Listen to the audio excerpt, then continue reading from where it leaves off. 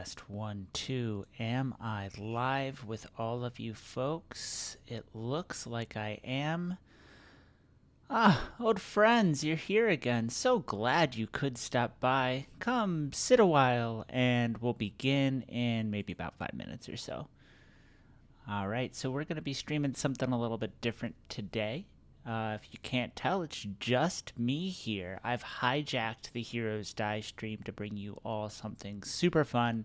I know you're going to like it. I don't want to get into it too much right now because I want to give everybody a chance. I don't want anyone to miss this. So go send this stream to a friend real quick. You have a couple minutes.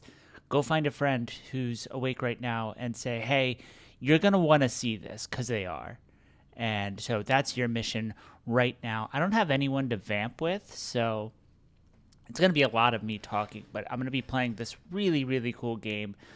No hints. Don't look at the stream where you can see the title or anything like that. Just go ahead and send the link to a friend so we can have as many people witness this awesome game that we're about to play. And yeah, how are you doing? I'm going to talk to you for a moment. You personally, how are you? Have you found that friend yet? I'm going to keep nagging you. But yeah, it's good to be here. It's good to be doing something a little bit different. I like playing a lot of different systems. Don't get me wrong. I love 5e, clearly. We play it all the time. But I really like to explore, especially independently made games. And so I'm really glad to feature this one today. And yeah, I think everybody's going to enjoy it. We're going to be telling the story of this cartoon character's rise and fall, and then finally confronting the author, the illustrator perhaps in this case, that is responsible. Are they responsible? Is it my fault? Is it your fault? Is it me? Is it you? We're going to explore these questions and what does it mean to make a decision? And who's responsible for that decision? We're going to be exploring a lot of really philosophically deep concepts here, and we're gonna laugh. I'm gonna laugh. I'm not responsible. I guess maybe I'm a little responsible for your laughing, but I'm gonna make myself laugh. And if you choose to join in, I welcome that. So, hey, have you found that friend yet? They want to laugh. Yeah, they sure do. Go find them and tell them all about it. Send them the link.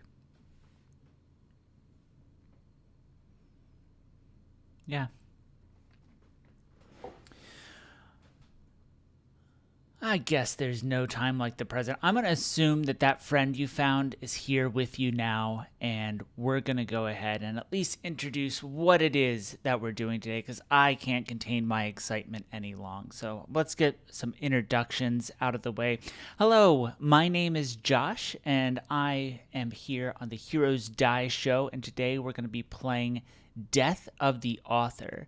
Death of the Author is a game that's currently on BackerKit, and I'm going to put that link here in the chat. Boom. Go to that link. Tell your friend that you recruited to watch this stream to also go to that link, because that's what we're playing today. It's on BackerKit for another couple days, and so you want to go right now. And I know what you're thinking. You're saying, but Josh, I haven't even seen you play this game yet. How do I know if I want to back it? And I say to you, dear viewer, I think that this is going to be your best opportunity to go back it, because I'm going to start playing this game. I'm going to show you what this game is all about, and you're going to be engrossed in this story. And you're going to say, hey, I really want to back this game, but at the same time, I don't want to get taken out of this awesome story that's being told. So I'm telling you, assume that's going to happen. I'm confident it's going to happen. Take my word for it. Go back this game right now. Link is in chat. Death of the Author on BackerKit. Because that way you'll be able to sit back, and as I'm playing this awesome game and you're enwrapped in the story and you want to know what happens next, you can be confident that your copy will arrive. You'll be able to play this game. You backed it. You have it all under control.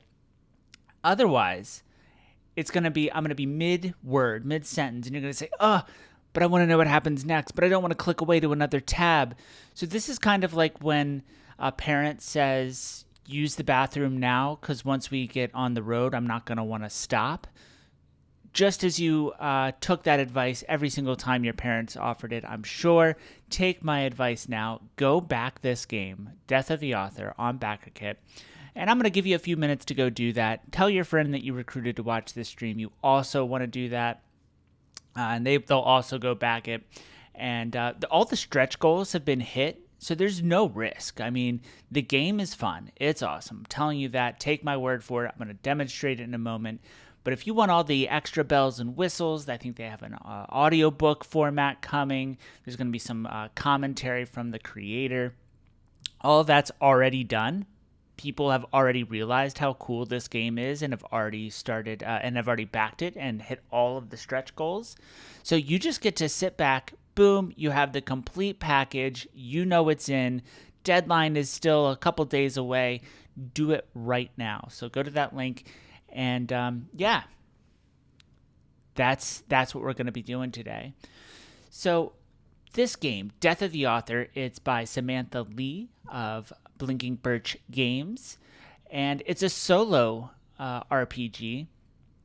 And it's about agency. It's about autonomy. It's about who makes a decision, how much in control of narrative of a character is up to us as the players, is up to the character themselves as they begin to take a life of their own, is up to fate or chance as we draw cards to determine how the story is going to unfold. And it's a philosophy class. I don't mean that as any point of exaggeration. That I played a test game of this, and it really got me thinking about these games that we play, these stories we tell, and the characters that come out of them, and how I influence my characters, and sometimes my characters influence me, and it creates a better story. It creates a better collaboration as multiple people, as you've seen if you've watched this show before. We get into some things that I don't think any players could have predicted. I certainly haven't. And this game really explores that. Because it's a solo RPG, you get to avoid all that fun scheduling that we get to do every time we want to play a TTRPG with our friends. You can play this anytime. You'll just need a deck of tarot cards and some way to capture your story, whether that's in a journal, whether you want to just speak it out loud as I'm doing. In this case, that you'll be taking the role of my journal for this game, dear viewers. But yeah, so Death of the Author. Like I said, you're just going to need some tarot cards here. And this is I don't know anything about tarot. Let me just put that out there, that the tarot cards don't require any book or anything like that to be able to use. Like I said, I have no familiarity with tarot cards, yet I'm able to play this game. And I do have my tarot cards here. I borrowed from someone who does know things about tarot, and I've borrowed their deck for the sake of playing this game. And for our story, for the game we're about to play here on the Heroes Die channel, I was trying to think of what's a good story to tell. And this game assures me, Death of the Author, that I can tell a story in any genre and in any format. Those are the two promises that this game makes. Any genre and any format. And like I said, this is an awesome game. I believe them when they say that, and I'm going to prove it to you because I'm going to play something a little bit different here. So our story that we're going to be telling on today's stream is going to be the story of a cartoon character. We don't know who that character is yet. We're going to decide that during character creation, but I've decided that the genre I'm going to do is Saturday morning cartoons, right? And it says I can do any genre and any format. So the format I'm going to do, and this is where I add my unique little twist to all of this, the genre or the format I'm going to choose is a memoir-esque documentary. Saturday morning cartoons in a memoir-esque documentary. I tried to pick things that were pretty far apart because it says genre and format. I want to really test that. And so we're going to tell this character that we're going to create is going to tell this story to a documentarian. Think of this as you're flipping through the channels and you see a famous cartoon character from your past on the screen telling their tell-all scandalous tales of their rise to fame and what it's like to be an animated star to this documentarian.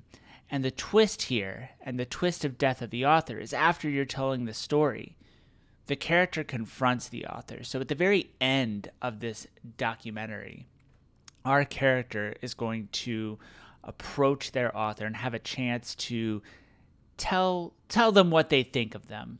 And we're going to get to see that in our documentary. You're going to get to see it here on the stream. But that's the play loop of Death of the Author here. We're going to tell a story. It's going to have a prologue, a beginning, a middle, and end. We're going to tell the story with our cards. And at the very end of this, our character gets to have some words or otherwise confront their author, really get to meet their maker and give them a piece of their mind. And whether that's for better, worse, indifference, we'll find out as we play. So let's get into what it is we're doing here. How are we playing this game? Like I mentioned, it has tarot cards that I have no familiarity with, but the game assures me I can play it anyway, and I believe them because that's how cool this game is. When they say something, I see how that works. So I'm shuffling my Major Arcana deck here. I've separated the tarot deck into five different decks based on their, I don't know if it's suit, but I have the Major Arcanas, Pentacles, Swords, Cups, and Wands separated into separate decks. I'm shuffling the Major Arcana deck now because we're about to meet our characters. Who are our characters in this story? Our main character is going to be first, then we're going to have a friend, and then we're going to have a foe. So to do this, I've shuffled my deck, and I've made sure that some are upright, some are reversed. I've been scrambling this deck, and I'm going to draw 3 cards, and this is called our character spread, and this is our first taste of who it is that we're going to be witnessing their story today. And the first up is me, or it says you, but I think the you is me in this case because I'm reading it. But this character is about to take on a life of its own. It's not going to be me. It's not going to be you. It's going to be our character. And so we draw our first Major Arcana card here, and our main character is Temperance reversed is our influence for our character. So let's see what is this character? He's a cartoon character. We know we want to have him have his rise to fame, and we have Temperance upside down. So I got this character. I'm going to call him Jerry the Gerbil is going to be our main character. This cartoon character who Temperance upside down suggests to me, and again, I don't have any background knowledge on tarot. I'm not familiar with it, but Temperance upside down suggests someone that has poor impulse control. They don't temper things. They jump in head first. So Jerry the Gerbil is an act first, think later kind of character, I think. Poor impulse control, maybe a little selfish, not very good at thinking of a big picture, thinking of what matters to other people, but focused on how can I get what I want, how can I get more of what I want, and just generally lacks the ability to regulate their behavior in a significant way. And that's going to be our main character, Jerry the Gerbil. But Jerry the Gerbil's not alone. Cartoon characters have friends, foes, allies, enemies. And next up, we're going to meet our friend. Let's see. We have the sun reversed. Okay, that's interesting. So the sun reversed as our friend. The sun to me suggests warmth, life, renewal, and we have the reverse of that. So our friend is going to be Carl the Corpse. He's cold. He's someone that just doesn't give a lot of emotion generally. That cold, maybe more calculated, especially in contrast with Jerry the Gerbil, our main character, who has that poor impulse control. Carl the Corpse is much more reserved, cold, lifeless. And they're on this show together, I suppose. They're friends, but not everybody's going to get along in any story. We need some conflict. We need some sort of foe. And we will draw our last card of our character spread, and we have the Chariot Upright. The Chariot Upright. Let's call this character Lane the Lizard. And Lane the Lizard is fast. He's not necessarily poor impulse control. He's just quick to act. Calculated, maybe. Not necessarily as... he's focused more on how can I get this done as quickly as possible, no matter what stands in my way. A chariot, I think, is powered by these horses. It's drawn. It's big.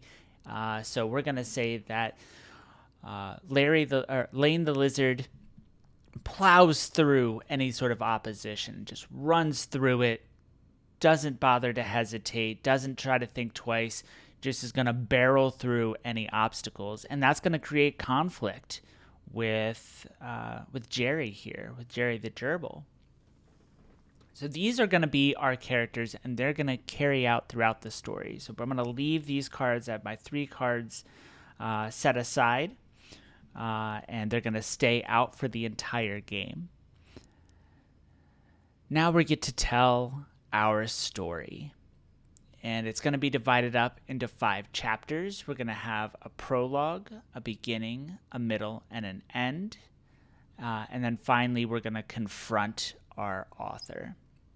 And each of these chapters are going to have 3 scenes, and that's going to be determined by the minor arcana deck. So to create a scene, I'm going to set out my cards here. I'm going to draw my cards, and I'm going to flip them over one at a time. And each card corresponds with a prompt that's provided by this game. And each of those prompts are going to correspond with a card, whether it's upright or something slightly different if it's reversed or upside down.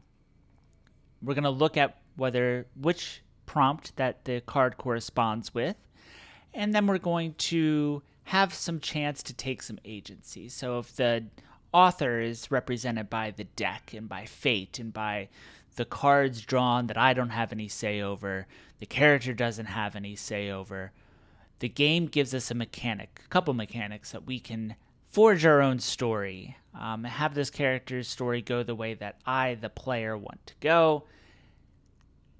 But the all-seeing author might have something to say about me messing with the story. So we're going to set our cards aside. We're going to have 3 cards for our prologue here.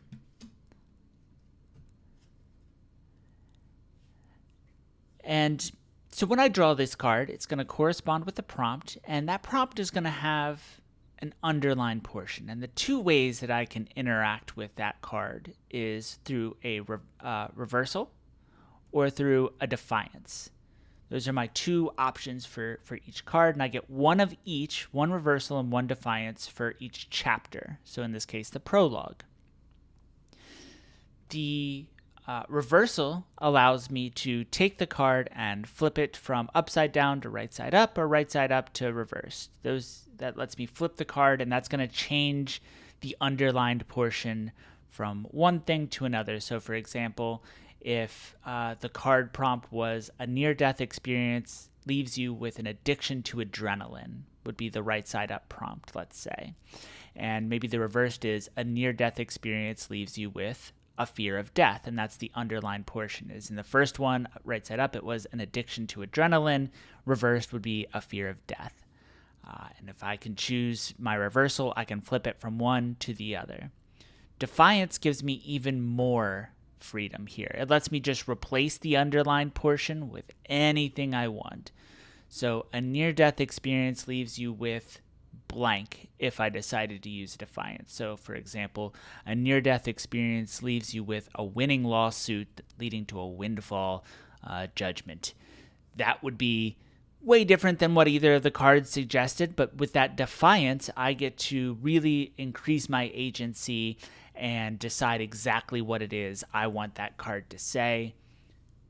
The author who is this fate component, this foregone conclusion component, is going to have something to say about it every time I mess with these cards. And I'm going to draw, if I decide to use those mechanics, whether it's reversal or defiance, I will draw a major arcana card, and that's going to help paint the scene, color the scene, depending on what that says. So I have to incorporate this author's note through the major arcana card each time that I choose to use one of those mechanics to really forge my own way.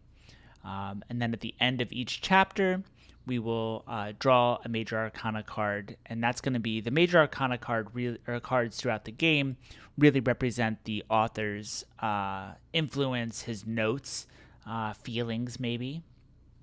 And let's do an example of that now. As the game begins, the very first thing, I know I have my cards drawn here to get ready for the first chapter, but before I can even get to that, the author wants to leave a message before the story even begins that's just going to say what the author's thinking about this right now. So we're going to draw from the major arcana deck, and I have the Emperor right side up, upright. So the upright Emperor in this case, the first thing that the author wants to say to us, I think the author's trying to scare us. I think the author's trying to scare Jerry the Gerbil into believing that the author is this all-powerful force, that the author is really going to dictate what happens here in this story and not the character. So I think it's a challenge. I think it's a challenge that the author is giving our character here. Jerry is being challenged by the author as we draw that Emperor card. So that's going to color all of the messages from the author going forward here.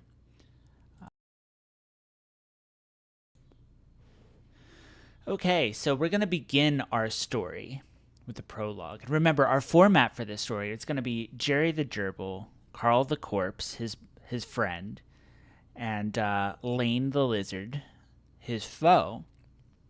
But we have Jerry here in the cartoon character, the famous cartoon character, telling his story in the form of a documentary. And we're going to begin. Let's jump right into it with our very first card of the prologue.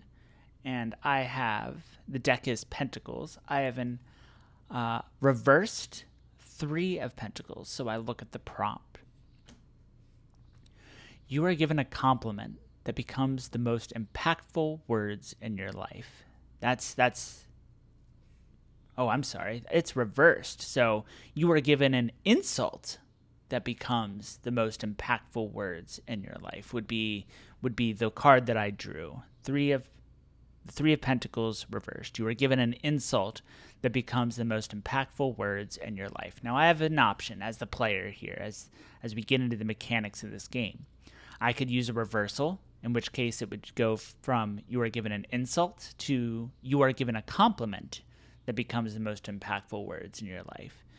Or I could use a defiance, in which case I would fill in the blank of you are given blank that becomes the most impactful words in your life. And I think I'm going to go ahead and let's start out early here. The Emperor card as the author's first words, like I said, I took that as a challenge, and I think that Jerry the Gerbil would also take that as a challenge here. He doesn't have good self-control or impulse control here. Temperance upside down. So he's not tempered at all, and he's going to try to fight back. And I'm going to go ahead and use my reversal here. We're not going to insult Jerry now. Now you are given a compliment that becomes the most impactful words in your life. And because, can't forget, because I used a mechanic here, I used my reversal for this phase of the game, this chapter, I have to draw a major arcana card, and I have the Hermit reversed as the author's note, as his way to color the scene, the author's way to change what I've changed as we battle back and forth for control of this narrative. So the Hermit reversed, I think of that, the Hermit I think of as wise, secluded, someone that you seek out for good advice, for a different perspective, and we have the reverse of that. So we have, you are given a compliment that becomes the most impactful words in your life, painted by reversed Hermit. So I think that this means that Jerry the Gerbil is going to be popular quickly, as the opposite of the Hermit, rather than isolated wisdom, sort of the approval of the masses through this compliment. So the most impactful words in Jerry's life. Okay, Jerry the Gerbil's life. Let's see. So now that we have our narrative components here, the game asks me to record what happens in this scene, and it gives me options. It says I can use a journal. It says that I can, record it however I like, voice tape. I'm going to use you, the audience. You're my recorded. So remember every word I say, or it's not really recorded. So just memorize what I say, if you don't mind. But I'm going to do it in the format of Jerry the Gerbil talking here. And giving their interview answer about the compliment that they received. And we're in our prologue here, just to sort of set the scene. So, yes, thank you so much for having me on. It's a pleasure to be here with you and to tell my story here today. As you know, I'm Jerry the Gerbil, and my story really began in comic books. I know I'm famous for animation, but we were in the funny pages really early on, and that's really where I got my start. I was, not even a few moments old when I received the words that changed my life, which was funniest gerbil ever. And it sounds so subtle, but the gerbil competition in the cartoon world was pretty fierce back then. And to receive that notice early on, it was actually in the same paper where the funny pages were. If you flipped over to the styles section, funniest gerbil ever was the headline. I was page 18 of the paper, and on page 19 was this wonderful glowing review, and I really think that's what brought me off the page and onto the screen. And I was a hit right away. I was just surrounded by fans pretty early, and I didn't know at that time that I was ever going to make it out of the newspaper and into people's homes, and animation, that fluid ability to move. It was always the dream. But it wasn't until I got that funniest gerbil ever. And I mean, there were some greats back then on the funny pages. There was Gerard the Gerbil. He was wonderful, and yet he didn't receive the same sort of compliment that I did. And I quickly caught on, and I think kids really responded. I think parents really responded. So that review really set the trajectory of my entire career. Yeah. All right, so that was our first part of the prologue here, and we've already used our reversal. We still have our defiance left. Let's check out part 2 of our prologue, and our card is the King of Pentacles reversed. So we look down and see what our corresponding prompt is. You scrub blood from your hands after hurting your foe. If I want to, and the underlined portion is hurting your foe. So you scrub blood from your hands after hurting your foe. I I still have my Defiance, so I can scrub blood from my hands after something else if I want. But let's keep in mind our character here. We have the intempered. I don't know if that's a word, but I'm going to start using it for a synonym of poor impulse controlled or untempered. So we have our not even ill temperance. I don't know. We have our quick to act character, Jerry the Gerbil here. Is he going to want to hurt his foe, the chariot, who is Lane the Lizard? I think so. I think I'm going to save my Defiance in case I need it later. So we're going to scrub blood from the hands. Jerry the Gerbil is going to scrub blood from his hands after hurting Lane the Lizard.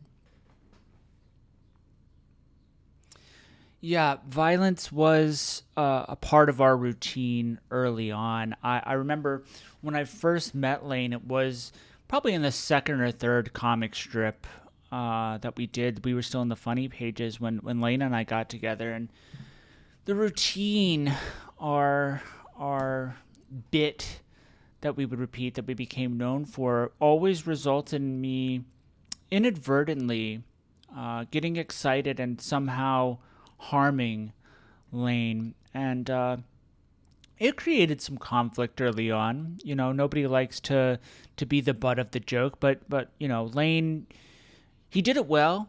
He took it in stride. I remember one strip, like I was saying, a couple strips in after he had been introduced as a character, and we were running through this hallway with this large chandelier hanging above it, and he was chasing me. And that was kind of the routine, is he would start out just barreling towards me. I never quite got what the author was thinking with a lizard versus a gerbil. You know, it's not cats and dogs or something like that. But I think it helped add to the success. But he was chasing me, and he was running up of this wall. You know, as the lizards, as Lane being a lizard can kind of scale walls very easily, and managed to knock loose the rope that was hanging in the chandelier as I was directly under it. And I looked up and saw the coil, the rope unwrapping, and stood there for a moment, and it didn't fall. And I remember thinking, okay, that's pretty good, right? To twist that expectation. It looks like Lane's going to drop the chandelier on me, and it doesn't fall. So I take in that moment. I take a full beat, and I'm looking up at the chandelier. And I kind of shrug and look back at Lane. He looks at me, and we make eye contact. And I, boom, scramble away with that dust cloud, my dust cloud coming out behind me. And Lane was curious, well, why didn't it fall, right? So he goes and he stands under the chandelier, and wouldn't you know it, chandelier falls, crushes him, blood goes everywhere. And now this was controversial at the time, particularly in the funny pages. Including blood was risky, right? And I really recognized that in a way I don't think most others did. So I did scrub the blood from my hands after the splatter happened, after Lane sort of exploded with that chandelier, to try to sanitize the page a little more, to make sure we stayed kid-friendly and could keep that trajectory going. And I'm not one for censorship, but I'm one for know your audience. And if I'm being honest, I was really starting to get used to a different lifestyle back then, and being covered in bodily fluid just didn't really keep my image the way that I wanted. And I've been careful to craft that image throughout my career, and it started really early on. It started with Lane's blood. Yeah. All right, so that's part 2 of our prologue, and we have one final piece. And remember, I still have my Defiance. So let's see if we use it here. And so for our final portion of the prologue, 7 of Pentacles. And it's upright. When your parent dies, you are at their side. When your parent dies, you are at their side. All right. And the underlined word is parent. So I do have the ability, if I want, to change that to a different word.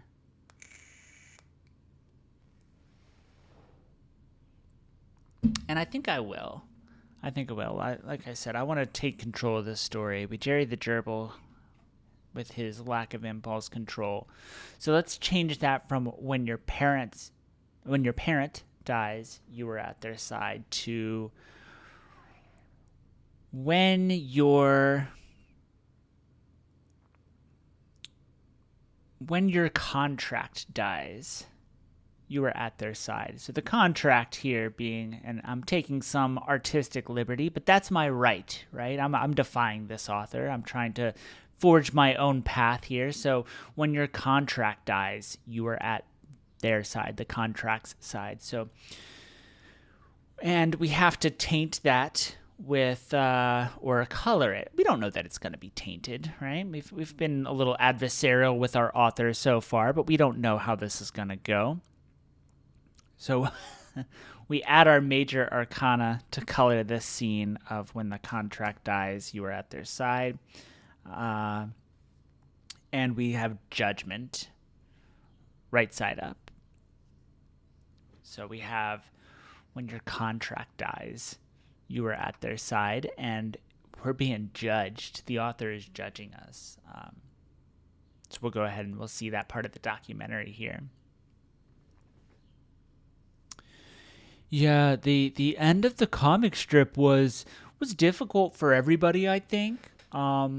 It just, while we had the hype, we didn't get our contract renewed, and I think it was because we were trying to, the author was really trying to take a more serious, gory route with the cartoon violence that it was including, despite what I was saying, and I think it bothered. I think it bothered some of the families that this was being included in the daily paper.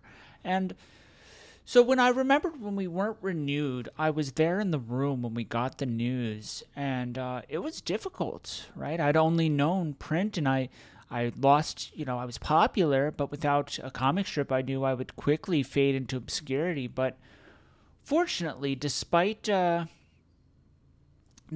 what had been said about us and how we were, and I did feel, that our art was being judged unfairly here. I had taken a lot of effort to make sure that we weren't as bad as people were saying. But despite that, when we were canceled, I was worried about what was going to happen to me and to my castmates in that comic strip. And I got the news in the same meeting. I was there with the attorneys, with the author.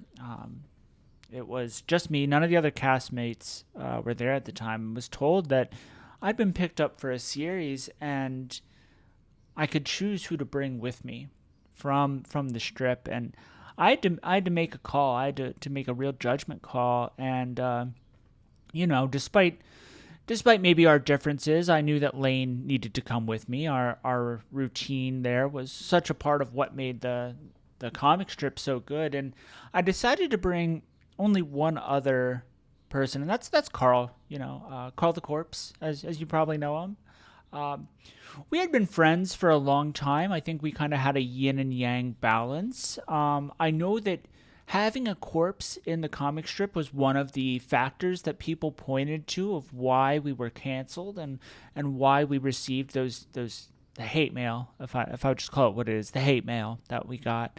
And Carl was a part of that. But like I said, he was a friend. This was early on, and I didn't know what I know now about show business. And I just wanted him with me. I think he added something. And if we were going to be in animation, having a corpse like Carl by my side was important. And that's really, it was the three of us that really got that comic strip turned into the cartoon that most people know and love today.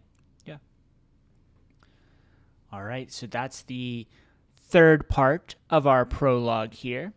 And before we close it out entirely, we're going to get one more note, one more influence from the author here. And I have Death upside down. And wow, if that's not such a fun card to pick for right now, because I think if it's the opposite or reversed part of death, that's going to suggest renewal. That's going to suggest a new life. And that's exactly what the story that we had been telling was, right? I mean, it's the comic strip gets canceled, and we have new life for this character of Jerry the Gerbil and Carl the Corpse and Lane the Lizard as they go to animation. So I think the author actually approved of the changes that we made here. That's how I'm interpreting that.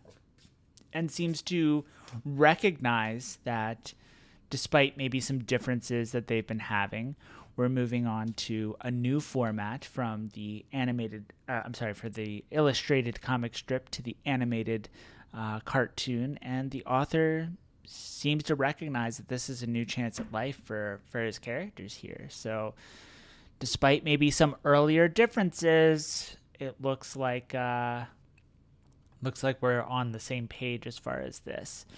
And so with that, that's our prologue here. And we're moving right along to Chapter 2, The Beginning. So I've taken all of the major arcana cards that I've drawn except for my 3 characters, and I've shuffled them back into the deck of major arcana for future use. And now I grab my deck of swords cards, and just like I did before, I'm going to draw 3. And I have them here drawn, and I once again have my reversal and my defiance. Those 2 mechanics I can use to interact with the card are once again back in my repertoire as I begin this new chapter, The Beginning.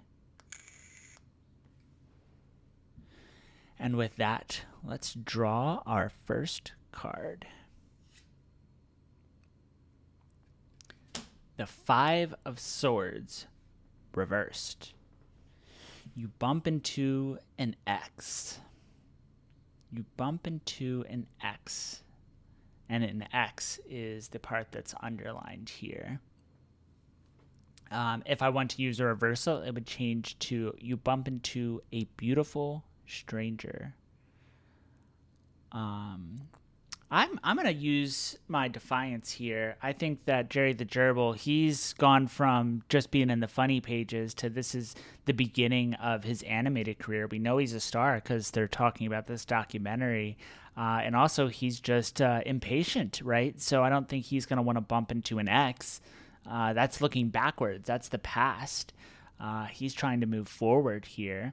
And so we're going to use a defiance and change that completely. And we're going to change that to you bump into a megastar. A megastar is how we're going to change that. And we're going to use our defiance early here.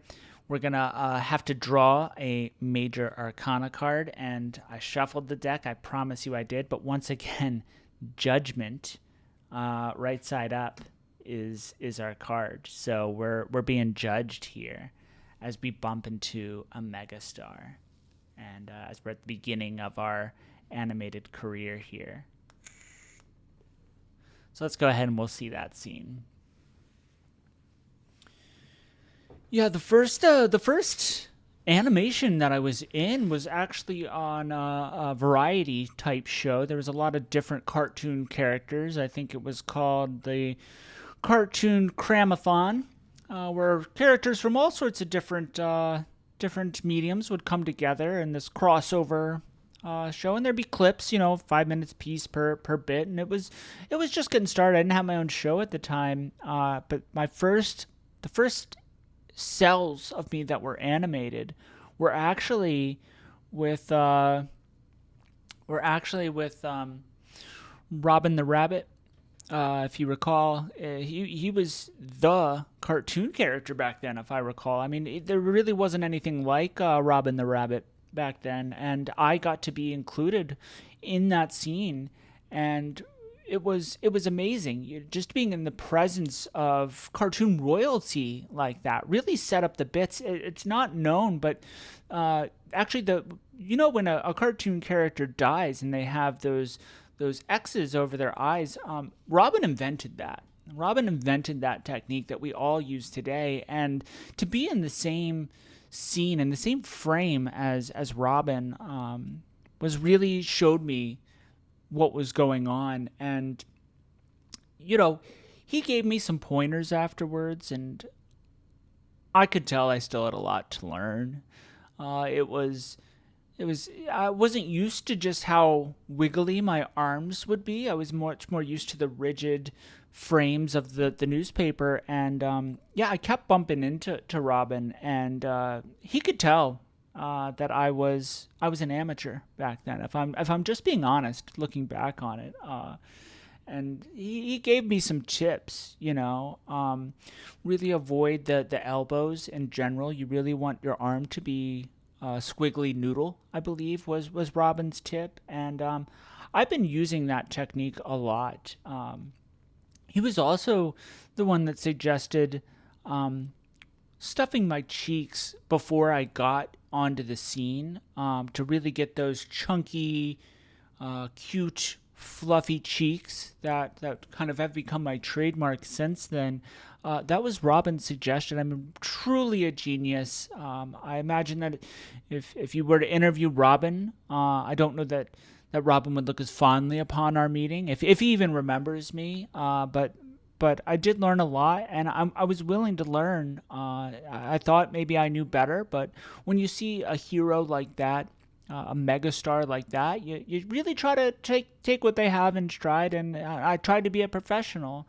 And, it really established, gave me some foothold in the industry quickly just to be seen next to someone like Robin.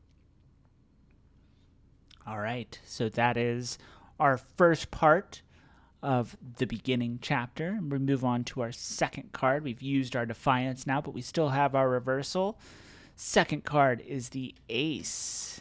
The Ace of Swords. And so what's our prompt? Like I said, I knew nothing about tarot. Aces are low. You learn something new every day. A siren rings through the air, signaling an incoming storm. Or, if I would want to use my reversal, it would change from a siren rings through the air, signaling a breach. So what do I want? An incoming storm or a breach? I think the siren's going to stay the storm here, mostly because I want to save my reversal just in case, and an incoming storm or a breach doesn't give me a whole lot of ways to really forge the freedom that I want to forge the story. So I'm going to just go ahead and I'll take it as it is, author. After all, you're helping me write this story, author. And you told me we're on the same page when I got here, so we'll see what you have to say. As a siren rings through the air, signaling an incoming storm. Yeah, it wasn't long after I had gotten off of the clip show and really had my own show that we started doing parodies of famous movies and television shows, genres that were popular at the time. And, the disaster movie was really big. And it was one of our early episodes was the Storm episode.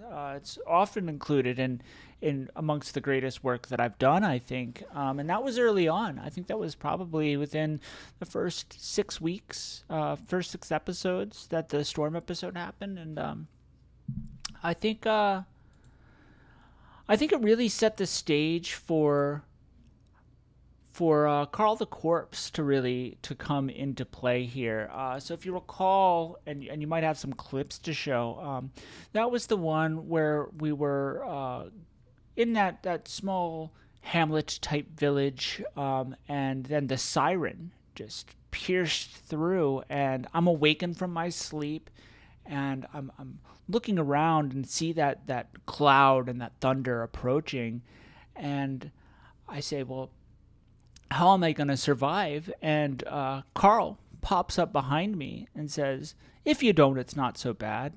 And I know that seems like a cheesy joke now, but you have to recall of what the what the times were like back then and what the sense of humor was like back then, and just sort of playing with expectations like that. And it established that friendship between Carl and I, that, I was afraid, and Carl comes on the scene and makes that little punny joke, or makes a joke at his own expense in a way, and it really established that he didn't get bothered by much, whether it was on screen or off screen. I remember that while, I would have some words at craft services sometimes when they didn't have exactly the sandwiches that I requested, Carl never really seemed to bother. I mean, the fact that he didn't need to eat probably had a lot to do with that, but I just remember no matter what, he wasn't fazed, and he could help really ground the scene. And that storm episode, if you recall,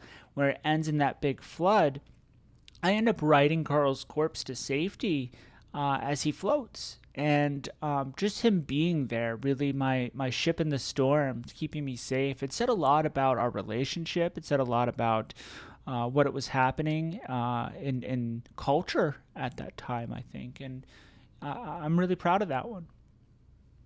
All right, so that was Phase 2 of Chapter 2. And finally, our last card for Phase 2. The Page of Swords upright. And I still have my reversal if I choose to use it. All right, so reversed Page of Swords here. Your friend tells you they've made a terrible enemy. Your friend tells you they've made a terrible enemy. And if I choose to reverse that, it would be your friend tells you they've made an important discovery. So do I want to have Carl the Corpse make a terrible enemy or an important discovery is the question that I'm posed with here. And yeah, I'm going to flip that one. I don't want Carl. I just was talking about how great Carl was. I'm not going to give him an enemy. Sorry, author. So we're going to change that to an important discovery. I'm going to flip that to upright here. And because I used my reversal, friend tells you you've made an important discovery, colored by the Major Arcana deck, the author, and it's the Hermit, upright. An important discovery, the Hermit, upright. So I think of isolation, but wise, wisdom. I don't think this is a hostile card from the author here. I think that this is, we're still on a good path. So let's see what we got here. Yeah, Carl was great back then, I remember that he took me aside, probably in the start of our second season, and told me that he had overheard some of the executives talking and saying that we were going to get that Saturday morning at 8:30 slot. And that was really the moment that my life changed. Before it even happened, just hearing that it was going to happen, just Carl telling me that it was, the contracts were going to be signed, I felt enthused, but the anxiety started to really build inside me. That, the 8:30 time slot, that's the key. I mean, that's on Saturday morning. That's a kid's like prime viewing slot, and it was going to be us, right? Jerry's Jab and Gerbils was going to get its time slot as the time slot, and we'd only been on for a couple seasons at that point, and I remember looking at Carl and looking him where his eyes would be if he still had them, and saying, like, buddy, we made it. We did it. We're stars. We might be the next Robin Rabbit if we keep this up. And he told me to calm down, that, it's still, we got to do our show like we've done every day, that we've always done. And I remember being a little frustrated that he didn't smile at that point. Now, he was missing the lower half of his jaw, so it's not that he could smile, but the fact that he wasn't did frustrate me. But I know that's just Carl, right? I know that's just Carl. And yeah, we got on to that time slot, and my career I became a household name after that change. I really think that's when it I was established. I was there. We were there. We were there. I should say. All right, so that's phase 3 of the beginning. And before we leave the beginning entirely, the author has one more note. Let's take a quick look at what we've been seeing from the author here. He just gave us the Hermit, so that isolation, and that's where that the frustration maybe came and that sort of thing. But generally speaking, I think the author is still relatively on the same page as us. But let's see what the author has to say.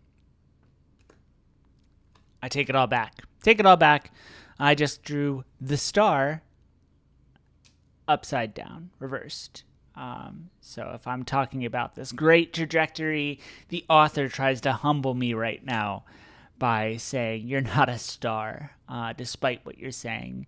I think that this is a challenge that Jerry's been messing with this story at some really key moments and taking control. And I think that in the same way that before the author was happy to see the character go from print to animation, that switching time slots, and I think the author is trying to say that Jerry's getting a little too big for his britches, that he's getting a little too egotistical here. So we'll keep that in mind, the falling star, as we move on to the middle here. So once again, I'm going to take the major arcana cards that I have, except for the characters here. I'm going to shuffle this deck, and I'm going to get ready to move on to the middle of our story. Okay, so put away my swords here. We're moving on to cups. Shuffle, shuffle, shuffle.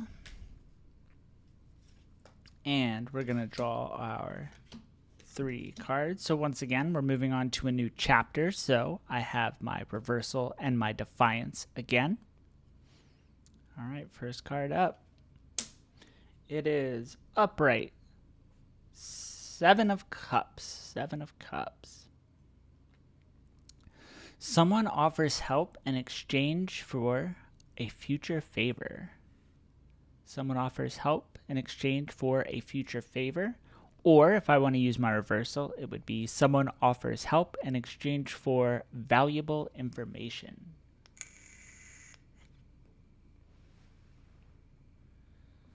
I'm going to keep it, especially with the author trying to tell me I'm a falling star or something like that. Let's see what the author has to do. And they wanted someone offers help in exchange for a future favor. And we'll keep that. So we don't need to draw a major arcana card. We can just play it as is. Here we go.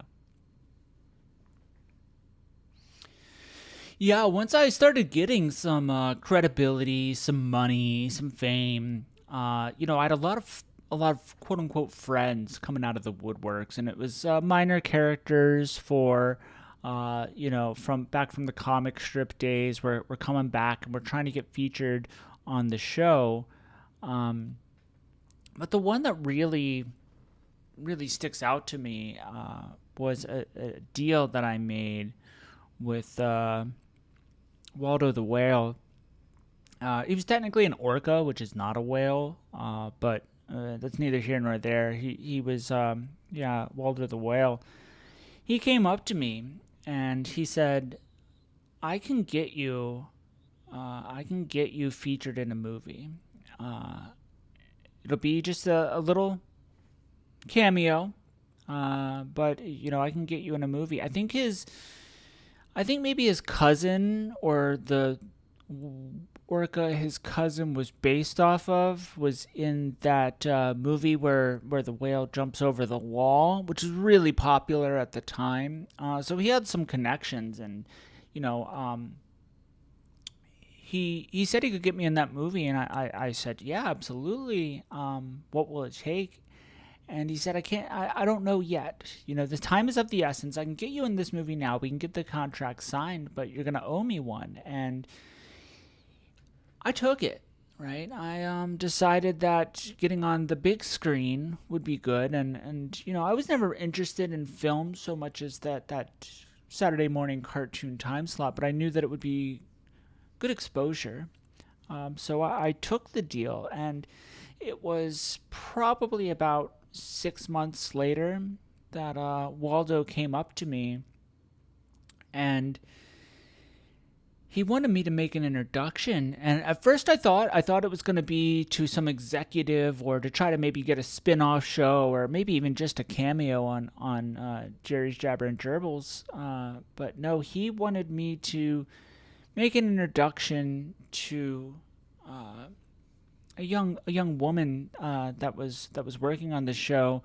And Waldo told me that he believed that this woman could be his awooga.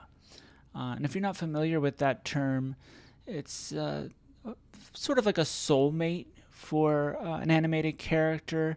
We don't have souls because we're, animated and drawn.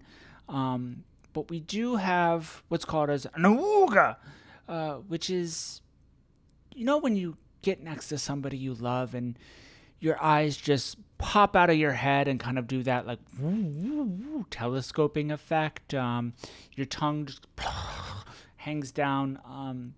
Yeah, that's really the form of true love in our culture. And he believed that this woman could be his as Uga. So I made that introduction because I owed him that favor. And, I believe they're still married. I did attend their wedding a few years ago, and so far as I know, they're happy. So that was a good exchange. It got me some good exposure, and I got to play matchmaker. I think it was a really everybody wins moment at that time. All right, so that's part one of the middle. Seems like things are still going good for Jerry the Gerbil here. Let's check out the middle of the middle with the 5 of Cups upright. A moment of calm allows for deep conversation. Or a moment of calm, if I use my reversal, a moment of calm allows for personal reflection. Yeah, let's do that one. Let's go ahead and do the reversal. I want some personal reflection here in the middle of the middle. And because I used my reversal, I have to draw a major arcana, and it's the Tower reversed. Deep conversation in a moment of calm, influenced by the Tower being reversed.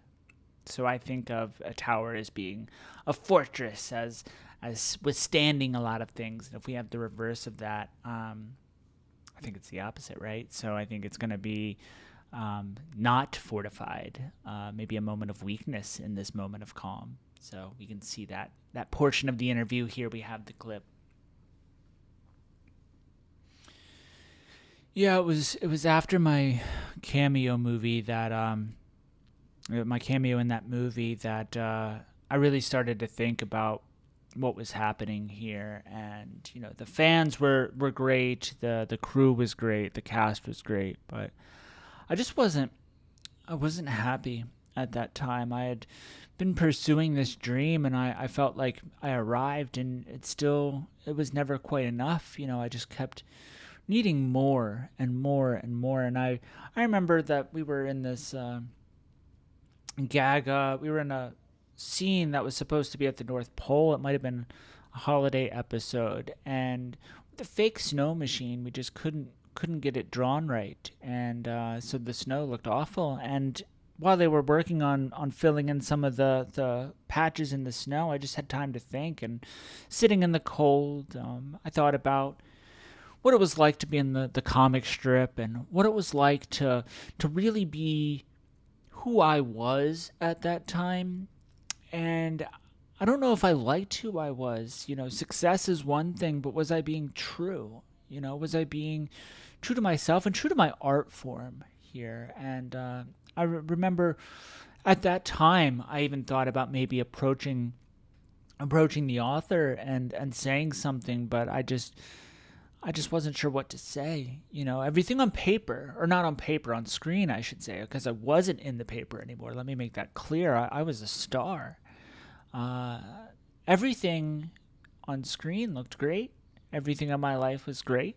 But I just didn't feel satisfied. I had never felt satisfied. And no matter how my career trajectory went, I just always wanted something more, something different. And, being the gerbil that I am, I wanted to be loved, I think, is really what it came down to. And I was adored, but was I loved?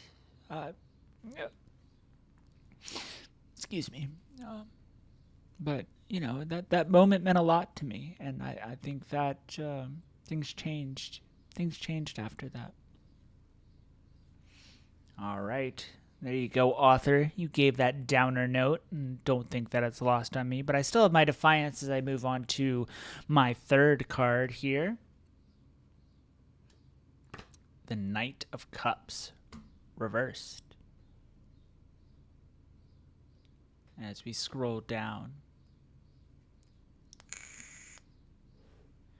your foe offers you a terrible choice, and underlined is a terrible choice.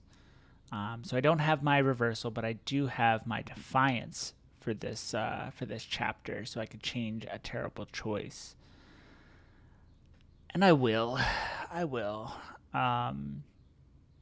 Instead, my foe, who is Lane the Lizard, he's going to offer me a role reversal. Your foe offers you a role reversal. I have an idea for it, but let's see how the author's idea. Ooh, and once again, I draw the star. But it's right side up this time. It's right side up, so that's a good sign, right? All right, so with the star upright, we have your foe offers you a role reversal. Yes. No, I think that was really one of the best moments for Lane and I both, was the episode where I chased him instead. I don't even remember who pitched it. I think it was Lane, actually. Lane had said to me, what if comedy really is about subverting expectations, as we both believed it was, we really followed the philosophy from Goofs, Gags, and Gallivants, that text. I read it in college, and it made a big impression on me. And in it, it talks about the subversion of expectation. And Lane, knowing that I would be open to it, pitched me the idea of, what if I chased him and I end up being the one smashed by the end? And, we did it. We pitched it, and I don't know exactly what murmurs or rustles or what had to happen behind the scenes, but they gave us the green light. And yeah, I remember it feels a lot different to be on the other side of the anvil, so to speak. They're heavy. I don't know why they put so much weight in them, considering they're two-dimensional, but that hurts, right? But the pop we got from that role reversal, it established something different about my character. It established something different about Lane's character, but it got a pop. We were maintaining levels that no cartoon before, or I'm pretty sure since, had ever maintained like that. And it was a risk we took, and I will forever be thankful for Lane.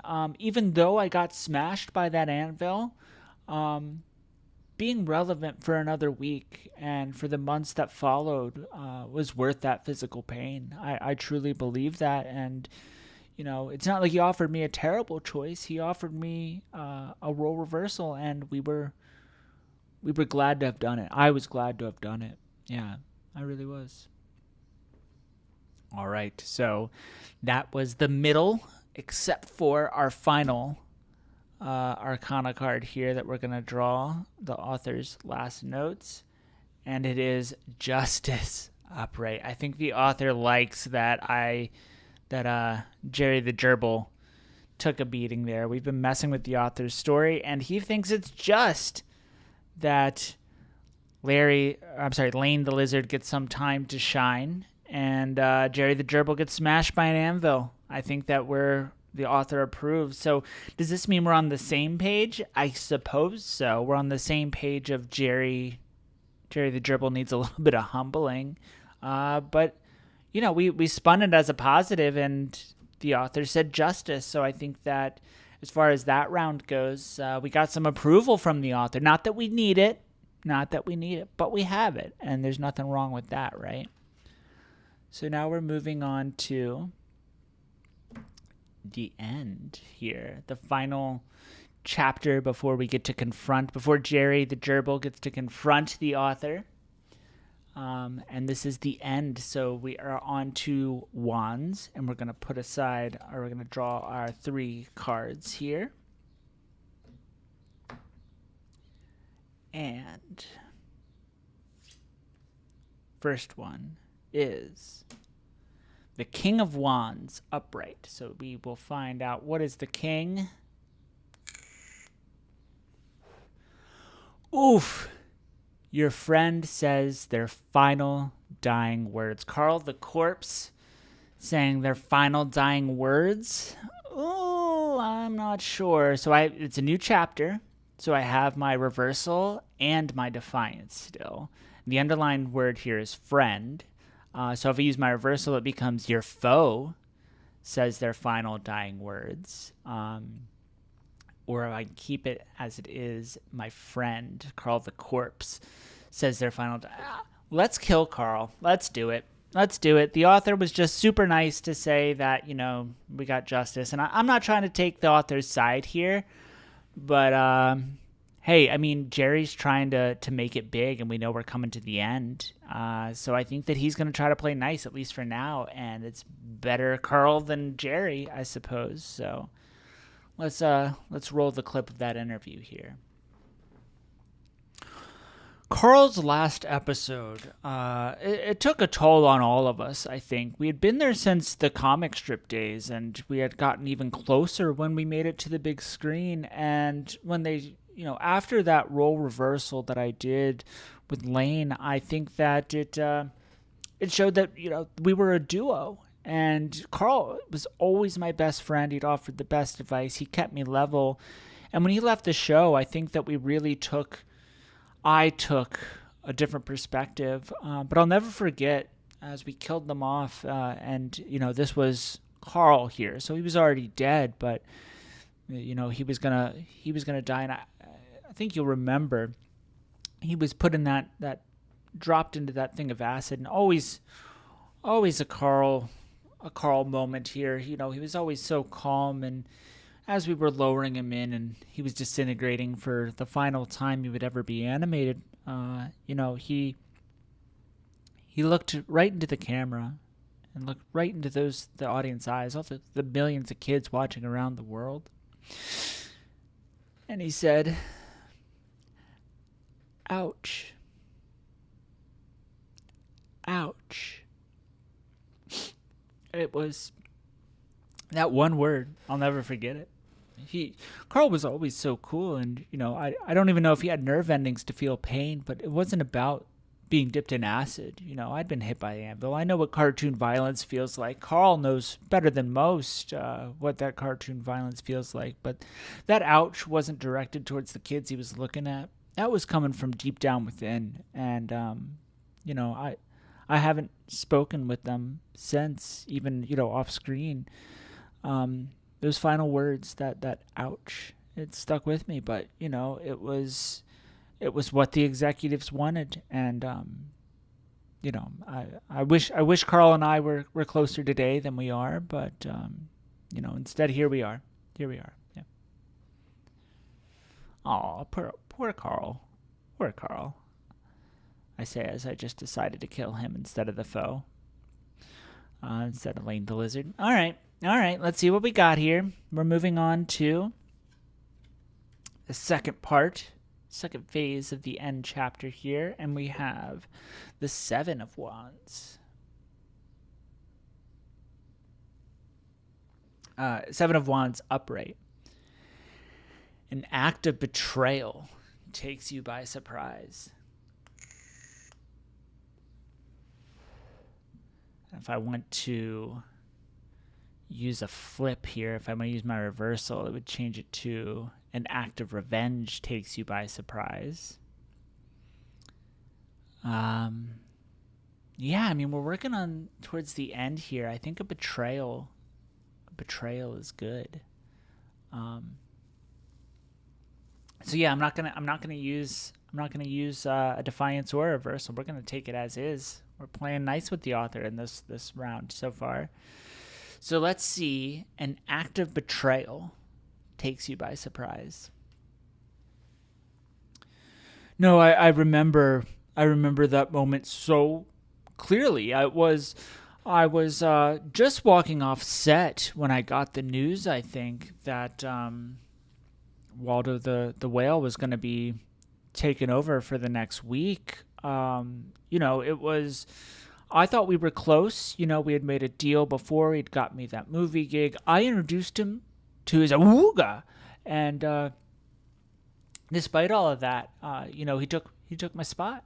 I wasn't off the show entirely, but we weren't Jerry's Drabble and Gerbils anymore. We were just the Animal Hour, and just having my name taken off the show as Waldo's star began to rise, and I noticed mine sinking. It changes you when you have your name up in lights and they have it on that big bubble letter animated headlines, and your name's included in the theme song, and then you just go to the Animal Hour. And I know that it was probably Waldo's family member, that live action whale actor there, orca actor, that probably pulled those strings. I'll never be able to prove it, but despite him and his ooga having the life that they have because of me, my name was taken off the show, and it hurt, and I knew that things weren't looking good for me. Carl was gone. It was a difficult time, and I don't know that I ever really recovered from that. I mean, I'm here, but it made it hard to love and to trust any other actors after that, really. All right. And for our final card for the end here, we have the Nine of Wands upright. You destroy something precious to you. You destroy something precious to you. Yeah, I think in terms of the narrative here, and knowing that this is the final card we're going to draw, I'm going to go ahead and use my defiance. And we're going to change it from you destroy something precious to you to you leave something precious to you. And we're going to have the end of we're going to have Jerry leave the show, but we have to draw our Major Arcana card, and the author gave me the World upright. So you leave something precious to you, and colored by the author's input of the World. Yeah, I knew that once my name was off the show that it would never be the same again, and so I finished out the season, but then I left. I decided if it was just going to be the Animal Hour and not Jerry's Drabble and Gerbils, that what do you need Jerry for? And I was, went out into the world after that. I didn't have a job. My fame was there, but it was waning. I'd been considered a little hack at that point. I think that's really a big part of what changed. Was just the times, and gerbils just weren't funny as they were before. And especially with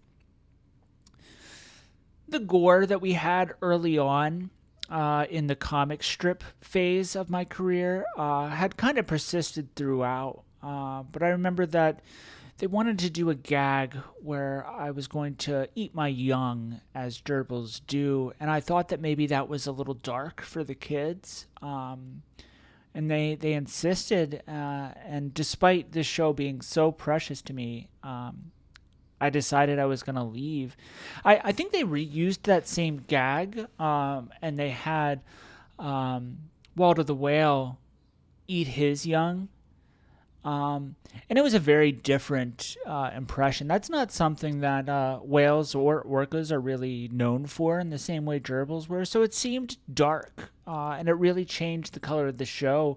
But the worst part was audience loved it. They loved seeing that orca eat its young, and they laughed so hard that I knew that the audience had changed, that I had changed, the show had changed, and I didn't know what was going to happen next, but I knew it was the right move morally, even if not for the sake of my career, obviously. And I left, and I let Waldo eat his young. He had his awooga to replace them, I suppose. But that was the last episode that I really recall seeing. I really tried to stay out of the press and not look at reviews or anything. But last I saw, that show was great, and maybe they're better for it. Maybe they're better for it without me there. I miss it, but it was my ride, and I'm glad to have taken it. Yeah. So that is the last card of the Phase 4, the end, but we still have a Major Arcana card to draw to sort of wrap it up, and then we're going to meet our maker. All right, we have the Empress upside down. The Empress upside down. That's, wow, what a bookend. I think the first card we drew, the first thing the author ever gave us was the Emperor right side up, right? And now the very last card we draw from the author's perspective is the Empress upside down.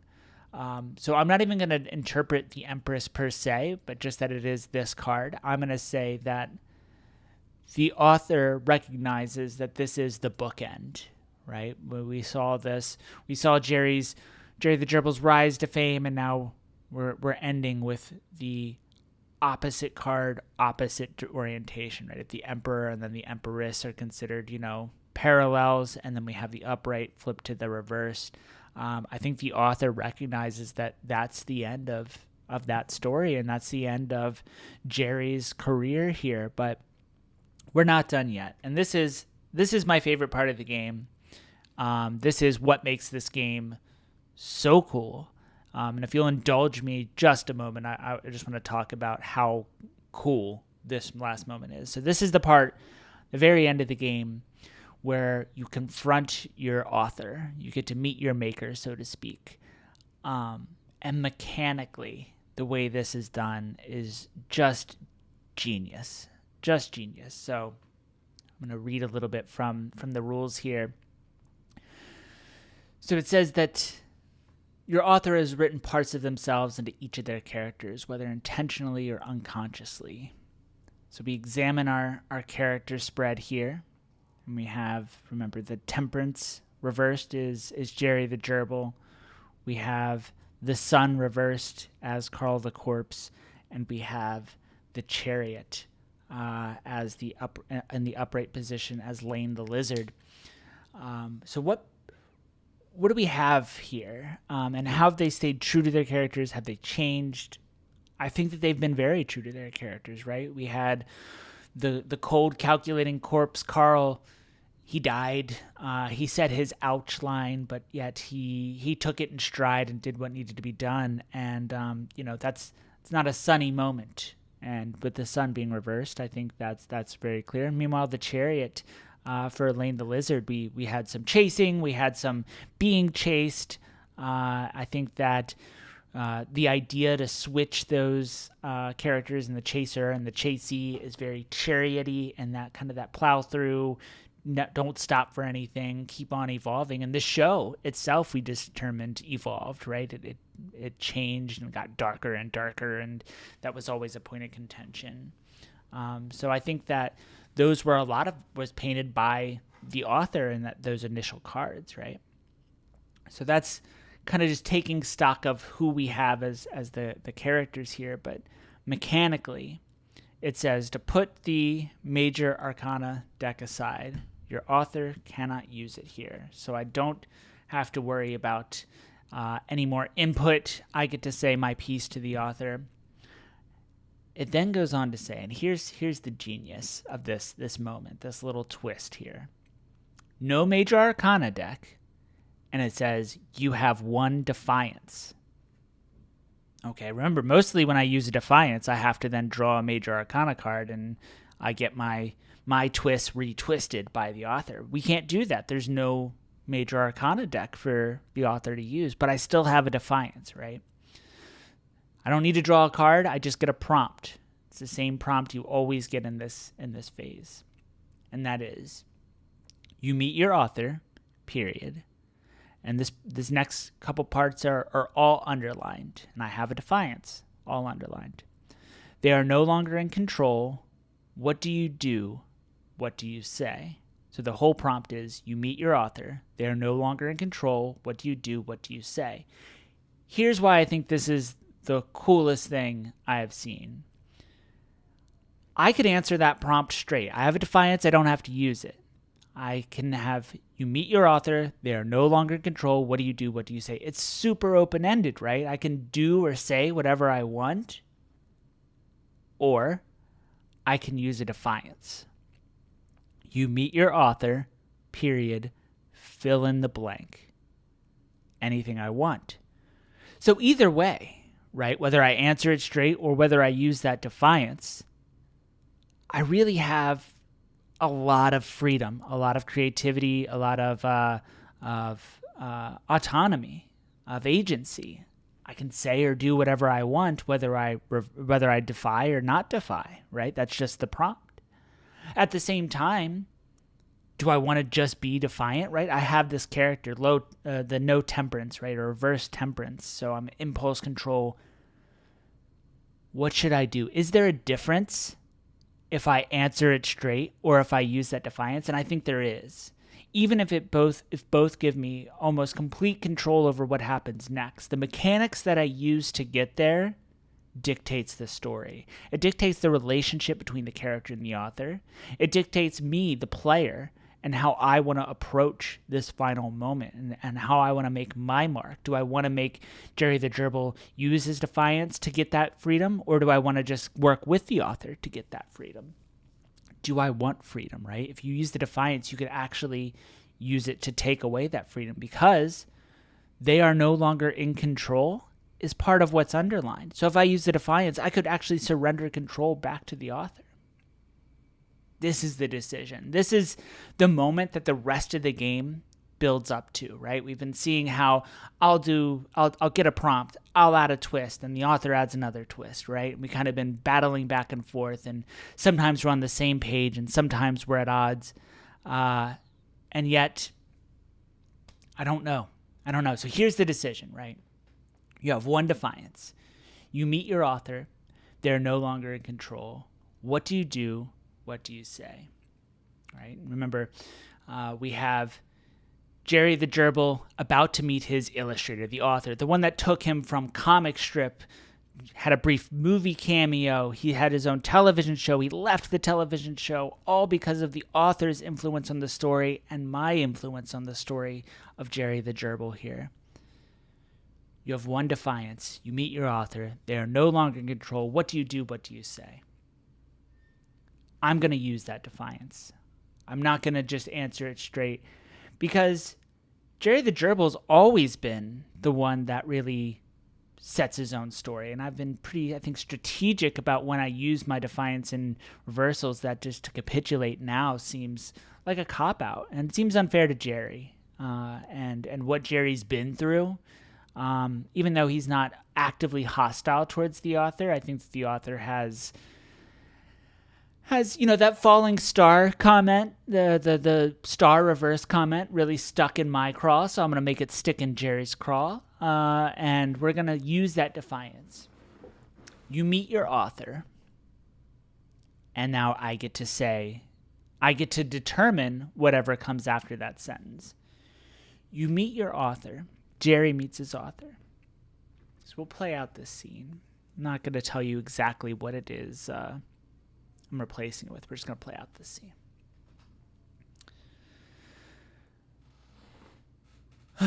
Hello there. It's been a long time. I don't know that we've been in the same room since I left the show. And, it's been a lot of ups. It's been a lot of downs. I've got to travel the world. I've graced the cover of all sorts of children's magazines, and I don't hold it against you, buddy. You were trying to do right, and we didn't always get along. We didn't always see eye to eye. I still think that the gore and eating your own children and those kind of things probably weren't the best decisions, but I recognize I wouldn't have a career if it wasn't for you. And I just want to shake your hand. You meet your author, and you shake your hand is where I'm going to place that defiance here. And so we're going to end with Jerry the Gerbil shaking hands / paw maybe with his author. And I think he's come to peace. I think Jerry's story is good. I mean, he's doing this interview, right? So he's still somewhat relevant. We've already kind of established that. And I think that his relationship is mixed with the author, but his relationship was mixed with his friend Carl. His relationship was mixed with Lane the Lizard, right? Even his relationship with Walter the Whale was mixed. So I think it's only consistent with our character we've established that the author's relationship is mixed, and we know that Jerry the Gerbil is impulsive, but we also have seen, I think, some maturity come through. And if we know that our characters may start in one place and evolve to somewhere else and have that arc, I think that we've seen that maturity. And I think that because of that, Jerry's earned the ability to not have to tell the author off, but to appreciate the ride for what it was, the good, the bad, and the ugly, and the indifferent, all of it rolled into one. And that's the story of Jerry, the rise and fall of Jerry the Gerbil, as we've seen throughout Act 1, 2, 3, 4, and now the confrontation, that it only seems right that Jerry the Gerbil is defiant to be agreeable. And I think that sums up Jerry really well, the character that we've created together here. I think that there is the need to use the defiance, but it's done in such a way as to facilitate an understanding.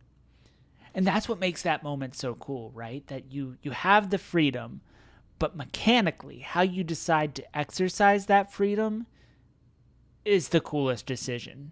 I just really love the feel of that decision. And you can get to the same place, but the path you take is completely up to you, and having that freedom with no input from the author anymore. The Major Arcana deck being set aside, that little note sounds like flavor, right? That the author can't use the Major Arcana deck in the last one. Sounds like flavor. It sounds like you just get that freedom, and you do, and it is. But mechanically, the fact that you're calling it a defiance, or the ability to use the option to use that defiance, and the inability of the author to retort with a Major Arcana card is brilliant. Brilliant, brilliant, brilliant. Samantha Lee, thank you so much for creating this game. And to you watching, I want to remind you again, I told you, hopefully you already went and backed it like I told you to, because that's pretty cool, right? That's pretty cool, right? If you haven't, I'm going to put this link here in chat again. Boom. That's the link.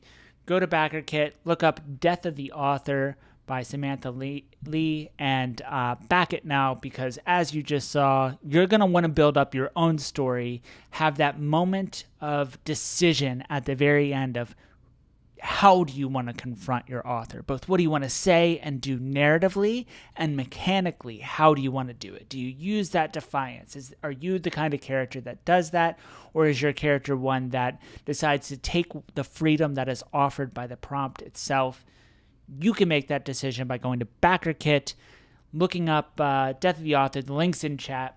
Back it now. All the stretch goals are there. You'll get the full package. It's just a brilliant game, and I just want to thank Samantha Lee for providing the test copy of this game here. I hope that you at home have enjoyed watching this. I had a lot of fun hanging out with you all today and telling the story of Jerry the Gerbil, the rise and fall of Jerry the Gerbil, the cartoon character, the legend. And there's just no other way to tell a story quite like that other than what's offered by Death of the Author. So thank you, everyone, for watching. And let's hope that, unlike the author, your heroes don't die. Follow us on social media at Heroes Die Show. Check us out here on Twitch, 8:30 to 11:30 Central Time every Saturday. I believe that we're going to be jumping back into some Best Left Buried, our usual programming here. But the documentary of Jerry the Gerbil just needed to take some precedent here. But we'll be back next week with some Best Left Buried. And I will see you then. Thank you so much, and have a good weekend.